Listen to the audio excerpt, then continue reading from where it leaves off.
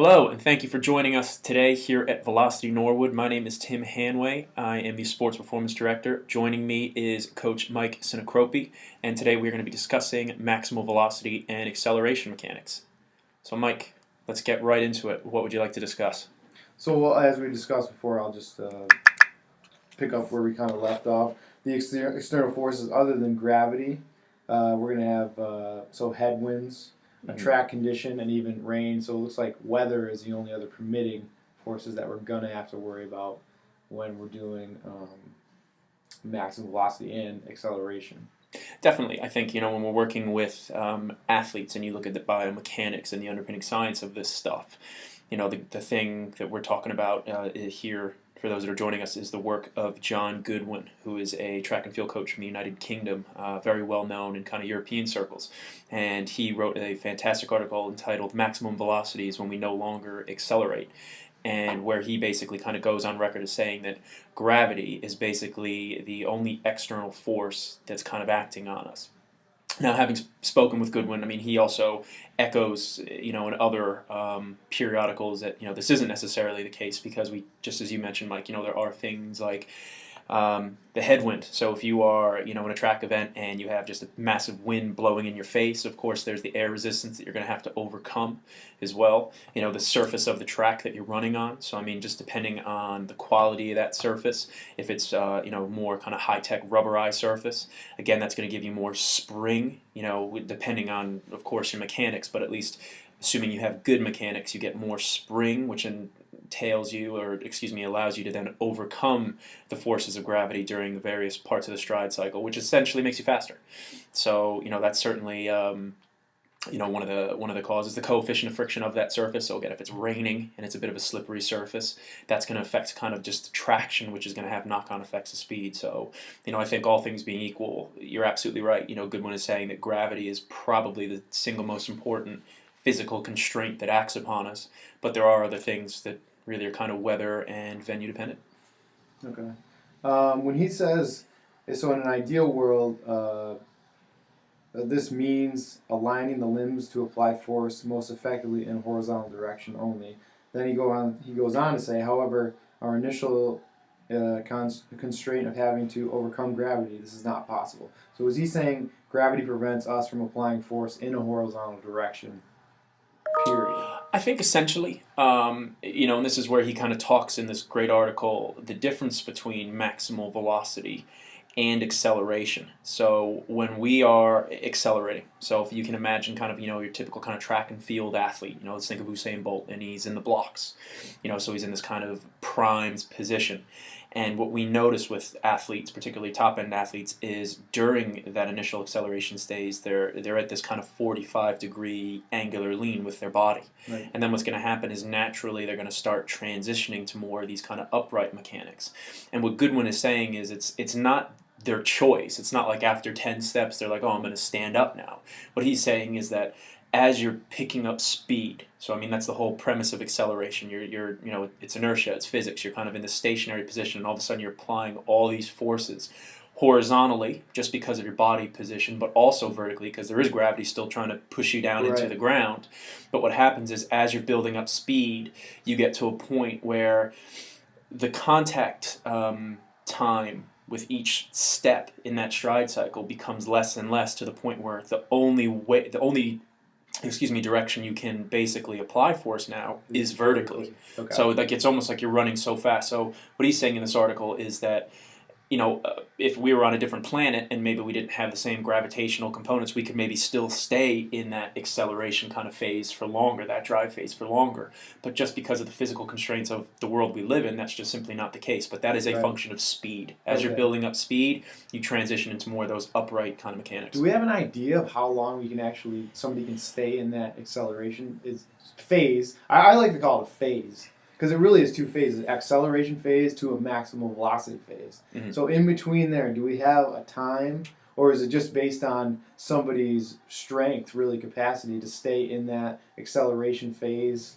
or does it vary between different athletes? I think you're kind of right in all those respects. So, when you look at kind of classic literature, it talks about acceleration being anywhere from like 8 to 10 steps, and then you kind of transition kind of into that. So, I mean, even if you look at your typical splits of like an NFL combine, those first kind of 10 yards, that's essentially measuring kind of those acceleration mechanics. Whereas once you hit that 40, you're in top flight. So that's what, the whole reason why we have gates and stuff set up is that you are getting a good indication of someone's acceleration and max speed mechanics. Because you can be, quick off the mark, but once you open up, you may be slower. And otherwise, and there are some athletes that, once they get going, they're fantastic. They're so fast, but they don't have that kind of first step. They don't have those accelerations. So that helps us kind of decide where we want to aim someone's training. But to answer kind of your question more fully, you're right. It depends on the physical qualities of that athlete.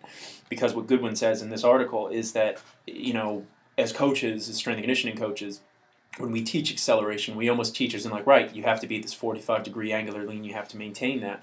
But that's a quality of physical strength, particularly, your anterior strength. Oh, yeah. So if you have an athlete that just does not have the strength to hold that position, it doesn't matter how much you try to instill those mechanics. They just don't have the physical qualities to back that up. So that's why, any good coach is going to tell you you need maximal strength levels to underpin those movement qualities. There's no question about it. So, and even when you look at like Usain Bolt and the top performers, what also distinguishes them is those guys are actually stuck in acceleration for longer. So like you'll actually look at their competitors, and it's quite funny. You'll watch some races, and Bolt has actually been criticized for not having the best acceleration. Right, heard that. That some coaches kind of say that, and part of that is anthropometrics, other things. But what you'll notice is Bolt may not be the first one out of the blocks, but as his competitors are basically into more of those upright max speed mechanics, he's still accelerating. Yeah. So he gets to the point where all of a sudden those guys are just simply trying to maintain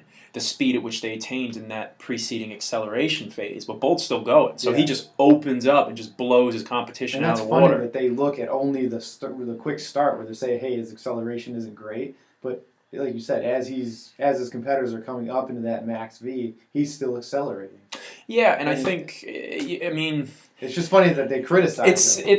But this is also keeping in mind too. This is a track and field athlete because if we're dealing with say like a football player, someone that needs to be quick off the mark, something like that, and those first 5-10 yards are huge, then that makes sense because max velocity is all fine and dandy if you happen to catch an interception and run 100 yards and someone's chasing you. Yeah. But if you need to get from point A to point B and it's a short distance and you aren't good at that, that's going to be very limiting. Huge, yes. So I think that's where, thinking more of a multi-sport athlete or a field athlete, that makes sense. Okay. So then Goodwin goes on to talk about so rotational acceleration can only be caused by external forces applied at a distance from the center of mass, and he goes on to show a picture. Mm-hmm. So of an athlete, it looks like they're in. I'm not sure what phase that is in the running, the phases of running. Mm-hmm. So they're talking about stance foot, and so we're talking about he's experiencing that stance foot, horizontal and vertical reaction forces. Correct. Are going to be experienced there. And then the forward rotation looks like is it just talking about the forward rotation of the leg that's an extension and this is kind of confusing, and backward rotation of that leg that's in flexion? Yeah, I mean, this is where it gets kind of a little bit kind of dicey just to try to kind of understand it, because I think, if you break it down purely into physics, we need to remember that speed is a vector quality. So if everyone can kind of go back into ninth kind of grade and think about it, we talked about gravity's trying to push us down. Mm-hmm. So we obviously are exerting muscular strength and other qualities to oppose that. There's a reason why we're able to stand up. There's levels of physical qualities. Otherwise, if we didn't have the spine or we didn't have the muscular strength, we'd just be like jellyfish, we'd be on the ground. So of course there are forces that are opposing gravity. All right, as soon as we go into various forms of locomotion like sprinting, well, now we have kind of different kind of forces acting on us. So gravity is still the constant. That's the whole premise of this article. You're opposing that in some way. But now if I'm trying to move forwards, there is this kind of element of rotation that's kind of happening, which is allowing us to, as we said in acceleration, you are expressing some forms of horizontal force. You have to. You have to, yeah. But those physics change once you kind of hit top speed. So, what he's saying is this is why the extension qualities, particularly, are so important with an athlete. So, we talked about just a moment ago having the anterior strength to be able to hold and attain these positions. Mm-hmm. But also, we need to remember that stance leg is extending. All right, especially when we talk about acceleration, we are literally putting as much force into the ground. You think about our company Velocity, we talk about big force, short time. You're putting force into that ground. That's extension qualities. Yeah. And if you don't have the extension qualities, the glute strength, the hamstring strength, the hip strength, Yep. you are not going to be able to create those forces which result in top flight speed, if that makes sense. Yes, no, it does. Yep, and then, because then, at least where it says number one, the second number one, allow rotational control of the forward angle lean achievable in direction dependent on pushing capability of the athlete through triple extension of the lower limb. So rotational control is achieved by the angle of the forward lean and triple extension of that lower limb. Mm-hmm. I like, so more leg extension force means that in overcoming gravity, more force is left over to be directed horizontally. Absolutely. So this is kind of what he's saying too. Is it's all about mechanical efficiency as well. So when we talk about acceleration, it's described as a violent kind of action. You are literally, we use terms when we coach like punch the knees, sharp knees, drive forward, explode, throw your arms back. Mm-hmm. These are the things that kind of cue our athletes externally to do exactly that, to put as much force into the ground. But then we talk about that once you start transitioning into more of those kind of max V mechanics, that upright, you're not trying to be violent so much. Now it's more that cyclical action, so it's more just smooth. There's a saying that the fastest 40 time is also the quietest 40 time. Right. And that's where you can also see one of the common mistakes, especially with combine athletes, is some of these guys, it's like they're still stuck in acceleration. You see them tearing away. You just see them like literally just running as hard as they can, arms flailing, going everywhere. But ironically, that can actually slow you down, because we know from top biomechanists like Franz Bosch, the Ralph Manns of the world, that when you hit that top speed, it's all about maintaining tension or torsion, especially in the midsection. So we want kind of a smaller kind of lever in our arms. We don't want our arms to be reaching out like we would in acceleration. We want to kind of keep those a little bit more compact. We want faster leg turnover. We want those things. So it's almost, if you've done everything right in the acceleration phase, it almost kind of takes care of itself. It still needs to be coached. That's not just saying that if you have great acceleration mechanics that you're just going to be perfect.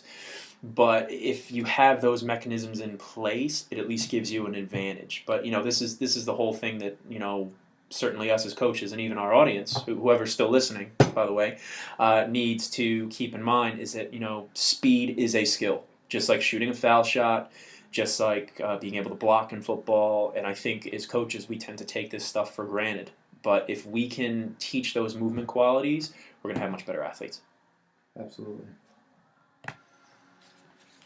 Let's see what else. I got a lot of notes here. So, obviously, the angle of body lean affects force production. Now, if they try to stay in acceleration, they're actually going to run into those braking qualities with the foot, right? They'll run into... Correct. So if you're trying to do that, now we're talking a little bit more about kind of overstriding and stuff like that. Yes. So if you are still punching those knees, if you're still doing that, it almost means something's wrong, because part of the if we look at acceleration, there is a greater foot contact length, but that's okay because you're applying that much more force into the ground and more contact, and there's more contact. So there's that kind of trade-off. It's like you need.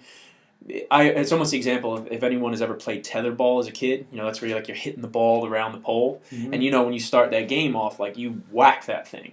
But you also know, if you've ever played it, when that ball is kind of going around, and let's say it's going around in your direction and you try to hit it hard again, it's very hard to apply more force because the ball's already kind of in movement.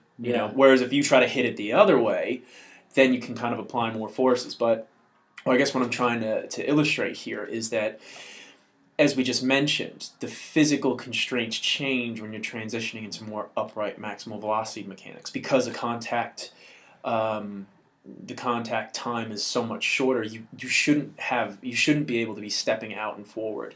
If you're doing that, the contact length, or excuse me, the contact time it's too long. And that's going to automatically result in braking forces and things like that. So even though you may feel like you're running fast and you're putting in that effort, it's almost like driving your car with the handbrake on. You're revving the motor, but you're not actually going as fast as you could be. Yeah. Because then at max V, it should look, and we've watched plenty of videos with Usain Bolt, and it just looks like a glide. That's all he looks like he's doing is gliding. It almost looks effortless. Yeah. And, if you look at some of the work by Ralph Mann, the top sprinters in this world, I mean, they're obviously genetically gifted. Sure. He even talks about there's certain anthropometrics. If you're this height and you have this kind of, this many kilograms in lean body mass and this limb length, like you're golden if you want to be a sprinter. Sure. World class. So it's like if you want to be a world class, there are certain physical characteristics that are pretty helpful, to say the least, because it just means physics is that much kind of easier on you in that kind of regard. Okay.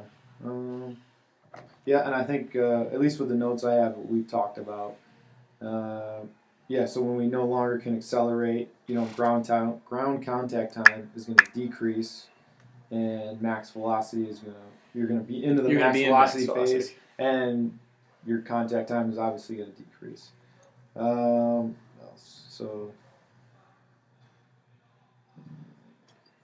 So I have, I don't know why, but at this stage we're passing over the ground so fast that we have no remaining leg extension force, and so are unable to provide any acceleration. Okay, so what's he saying there? I think just it's the same thing. It's the same concept that, when you are in max velocity, when the big difference is now we're almost relying more on the elastic qualities of our muscle. If we bring it back to kind of physiology 101, we know that our musculature, our musculoskeletal system, when we're in various elements of locomotion, there's a eccentric aspect to that movement. Yeah. So obviously there's tension being created as that muscle is lengthening. We know that there's isometric conditions where there's essentially kind of tension, but there's no change in that cross-sectional area or those cross bridges. That muscle is kind of, there's changes in the qualities of it, but it's not actually moving, for lack of a better word. And then concentric is where, of course, that muscle is shortening, expressing forces. And when we talk about acceleration or max velocity, all those qualities are evident. However, in acceleration, I would say it's more of the concentric, isometric aspects of muscular contraction that are important. Because think about it, you're overcoming inertia. You're basically standing there. You're in that kind of stationary position, whether it's a 3-point stance, whether it's a 2-point stance.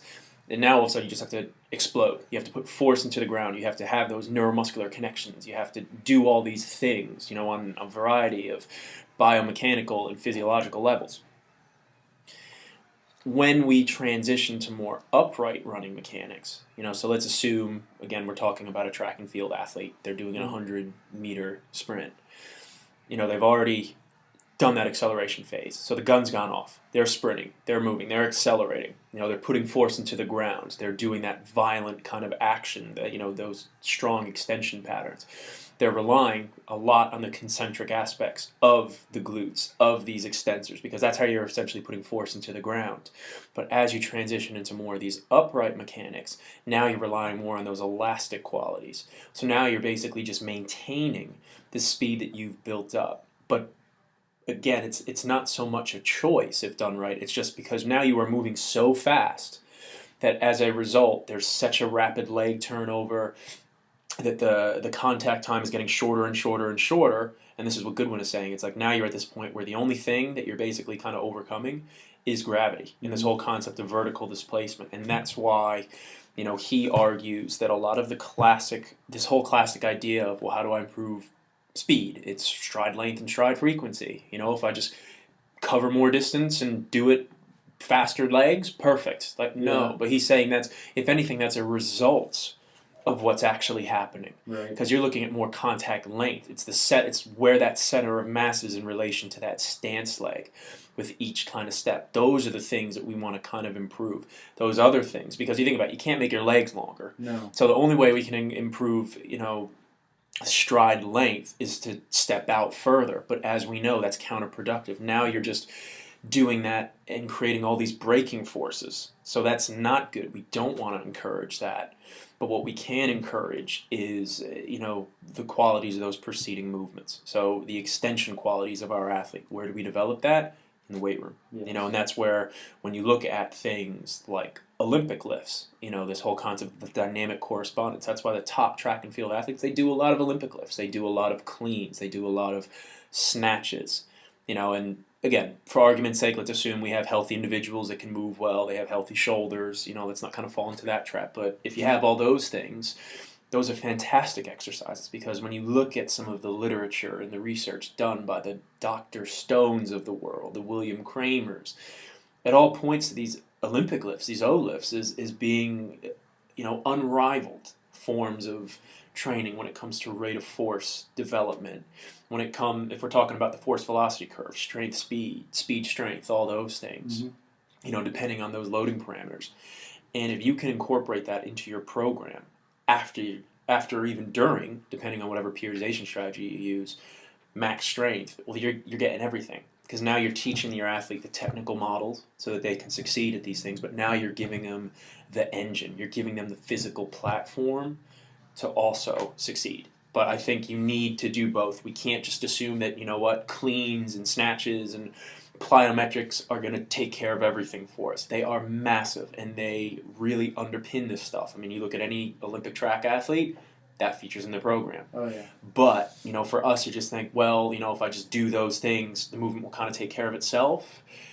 Isn't always the case. We know that. We know we have some of those individuals that come from a track and field background or did it as kids. Like, they get it. They have that movement vocabulary. They get it. But, a lot of guys, in my experience testing a lot of athletes at all levels, very few actually have those mechanisms in place. And they may be rapid. I was fortunate enough to work with, top-level international rugby players, and these guys are fast. But when you actually look at their mechanics with, like, a slow-speed camera, there's all kind of faults. So it's kind of like, guess what? They're fast like that, kind of natural, but imagine what you can do continuing to develop those qualities in the gym, but now we're cleaning up those movements. Like, Right. You can take another 1/10 of a second off. Exactly. Easy. And then when you actually see what a 1/10 of a second is, that's like a foot or so. So just even in that regard, when you paint it in those terms, because you think like, a 1/10 of a second, that's nothing. But, I sat through a really great presentation by Ken Vick and some of his colleagues out in Redondo Beach at that velocity. And they illustrated the point, like, that's actually, as I said, about like a foot. So if I can tell an athlete, like, listen, over the course of a 6-week, 10-week period, I can have you cover up to a foot more in a shorter time. You just think about that when you're getting to a loose ball on the soccer field. So those are those things. And this is why this is so important. And it comes down to having good mechanics. So I think any coach in this field, that really wants to succeed, you have to start looking at some of these mechanics. They don't just solve themselves. We don't just have our athletes just come in and just assume like, yeah, they're just going to squat, they're going to be fine, it will kind of fix itself. We need to, I think, pay kind of movement mechanics and speed and acceleration and multi-directional stuff the same kind of lip service we do with the weight room stuff. But this is hard. This is not easy stuff to wrap your head around. No. So I think when you really dive into the biomechanics of sprinting and acceleration, and you look at the works of the Ralph Manns, the Franz Bosches, there's a lot there. But when you do kind of just try to break it into manageable pieces, just like anything, there are some fantastic resources there. Charlie Francis, some of these guys, their work is timeless because it works. We know that too. There's a reason why, I'm going off on a tangent here, but there's a reason why, the barbell hasn't really changed in 80 years, 100 years, because it's a good piece of equipment. I think in most things that try to replace it usually fall kind of short. So I think we just need to realize too that, there's always going to be new cutting-edge research and findings and things like that, but it's just like anything. It's the fundamentals, and if you can instill those fundamentals, you're going to do a good job. Sounds good. Right. Well, that concludes our first installment on Max V and acceleration. So please feel free to give us either an email email is tim.hanway@velocitysp.com, or reach us at Twitter. It's thanway132. And Mike, what is your Twitter feed, if you don't mind me asking? Mine is at Coach Sinicropi, so that's Sinicropi. That's it. And for those that are still listening, don't worry if you accidentally mispronounce his name, if you have the pleasure of speaking to him, because he's been working with me for some time now, and I still get it wrong. Anyway, guys, that's us signing off. Enjoy the rest of your day, and feel free to get a hold of us if you have any questions about Max V and acceleration mechanics.